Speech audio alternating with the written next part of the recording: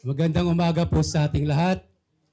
Mula po sa Nagkaisa Labor Coalition, kami po ay naninindigan na dapat isulong natin ang ating pakikibaka para sa hustisya, transparency and accountability sapagkat naniniwala po kami na ito ang pundasyon ng isang mabuting pamamahala.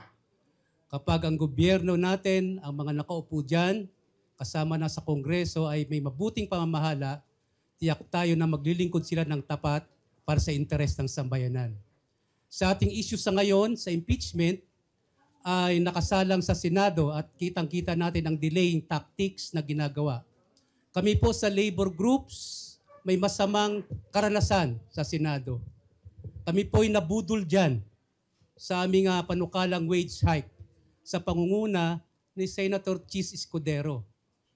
Pinasa na sa Kamara ang legislative wage hike na 200, nabuo na ang kanilang conferees. Nang pumunta kami sa Senado, nakausap si Chis Escudero, marami siyang dahilan. Kunyari, hindi raw napag-usapan sa LEDAC, kunyari, walang daw panahon, subalit meron pang mga 4 na session days. Hindi niya binuo ang conferees ng Senate, kaya hindi natuloy ang conference ng BICAM para pag-usapan ang legislative wage hike. Kaya ang aming karanasan, nabudol kami dyan sa Senado, pati ba naman sa impeachment ay mabudol pa rin. Kaya let's be vigilant dito sa ating laban.